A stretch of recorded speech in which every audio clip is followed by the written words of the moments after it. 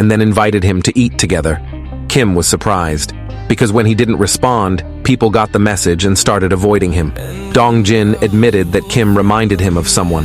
He wasn't brave enough to do it in the past, and he didn't want to repeat the same mistake now. In the end, the two went to a restaurant together. Although they didn't sit at the same table, they became closer. Kim started to wonder about Dong-jin's daily life.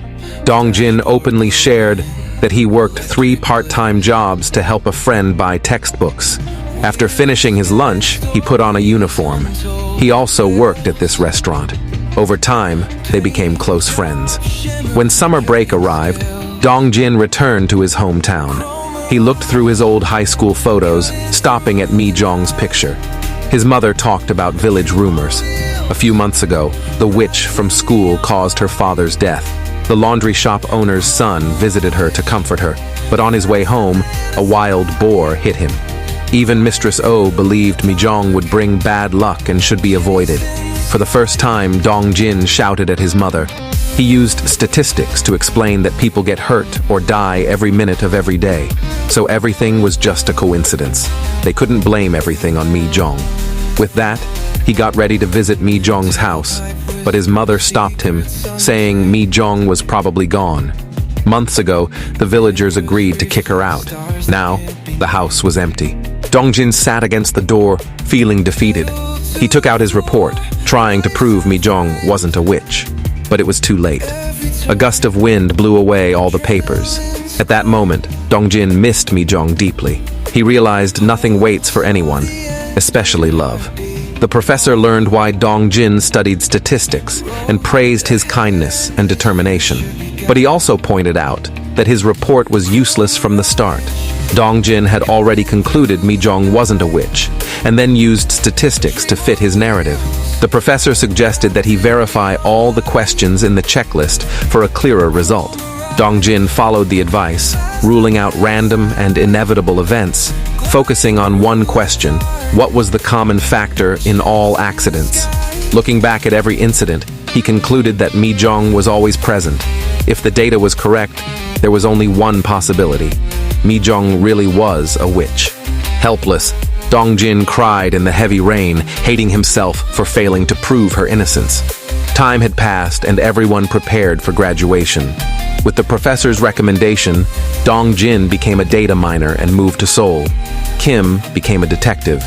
Not long after, Dong-jin got a project related to a casino. With just 5 seconds of observation, he could estimate a guest's age, wealth, and how often they visited. He focused on a 30-year-old office worker. He guessed the man leased an office tel in a small city, owned a domestic mid-sized car, and earned about 42 million won a year. Now the man was about to lose all his money. Following Dong-jin's order, a waiter took him to a fancy restaurant for a free meal and gave him a hotel voucher for his next visit. Some opposed this strategy, but Dong-jin believed it was better to manage customers to keep them using the casino continuously than let them lose everything and never return. This way, the casino could make more money in the long run. A chairman was intrigued and even considered investing in their company. Just then, the office worker sold his car for more gambling money. The chairman sighed, saying there were too many variables in life. He handed Dong-jin a business card and invited him to dinner sometime. When Dong-jin was about to go home, he found his car's windshield shattered. The dash cam showed the suspect checking his phone number before breaking the glass.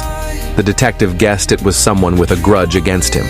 While filing the report, the detective was confused about Dong-jin's job as a data miner. Dong-jin explained that he was an office worker who inferred information from vast data. For example, the two guys arguing behind them, he could tell they were family. Both had the habit of wiping bottle tops. Their clothes had the same water stains and white hairs. Just then, a woman holding a white puppy appeared. She apologized to the police and took her 2 mischievous sons home. The detective found Dong-jin's job fascinating. Before leaving, he promised to investigate the case properly. That night, Dong-jin was supposed to meet Kim. Kim said he might be late because he had just arrested a dangerous criminal. To let him concentrate on his work, Dong-jin lied, saying he was at a gathering. On the subway home, he saw a drunk guy confessing to a woman. To his surprise, her side profile looked familiar. It was Mi Jong, his high school crush. Once again, he was too afraid to approach her and just followed silently. They left the station and walked into a quiet alley. Dongjin saw Mi Jong feeding stray cats and hid nearby. She muttered to herself, wondering how to live peacefully without meeting people. She really didn't know the way to live nor the way to disappear. After all these years, Mi Jong was still living a tough life. Dongjin kept his distance and watched her go home. He believed meeting again after so long must have meaning. The next day, he searched online for the drunk man from the subway and found a video. After Mi Jong left, the man suddenly clutched his chest and collapsed. Dongjin met with Kim and wondered if weird people existed in the world. For example, those who always bring bad luck to the team they supported, or those who break machines just by using them, or those who always find stores running out of stock right before their turn. Kim thought these were just coincidences, but Dongjin believed some strange laws existed, causing certain people to be cursed throughout their lives. He felt helpless because he couldn't find a way to break the curse. That day, Mistress O called Dongjin after her hospital checkup. She said sadly that she was sick. Dongjin rushed her to Seoul for treatment. After many chemotherapy sessions, Mistress O started wearing a wig. Dongjin secretly brought her beer to cheer her up. He promised to make lots of money and take her around the world. However, Mistress O knew her time was short and calmly shared her last wish. She wanted a colorfully decorated bier at her funeral, so she could meet her husband in a romantic way. She also planned to sell their house and shop, which would be less of a hassle for her son. But Dongjin decided to keep the house. It held all his memories with his mother. Then he was surprised to learn that years ago, his mother bought Mi Jong's house. Back in the hospital, he thanked her, thinking she had helped Mi Jong out of kindness. However, Mistress O confessed a long-hidden secret. It was she who had joined the villagers in driving Mi Jong out of the village. While cleaning, Mistress O found Mi Jong's photo and worried her son might fall for her and get hurt. Driven by rumors, she made a wrong decision. Facing harsh words, Mi Jong first apologized, then promised to leave. Mistress O felt relieved and stopped the villagers from cursing. Before leaving, she looked at Mi Jong's thin figure and felt guilty. That night, Mi Jong missed the last bus. Feeling sorry for her, Mistress O drove her to the bus station. Mi Jong was grateful for the care. Learning she had nowhere to go, Mistress O bought her house to help her financially. Later, Mistress O wanted to apologize face-to-face, but never had the chance. Remembering her son insisting Mi Jong wasn't a witch, she asked him to pass on her apology if he ever saw Mi Jong again. Dongjin loved photography, but realized he never took a proper photo of his mother. Their last picture was at his high school graduation, where she wore the mink coat he disliked. Dongjin followed his mother's last wish and gave her a funeral with a colorfully decorated bier. While sorting her belongings, he found his unfinished reports. Years ago, they were thrown away at Mi Jong's house. Mistress O secretly picked them up. She didn't understand the complex formulas or error-filled statistics in the report, but she read them over and over. Until her death, she believed Mi Jong was innocent. Dongjin would prove that Mi Jong wasn't a witch, just as his mother had hoped.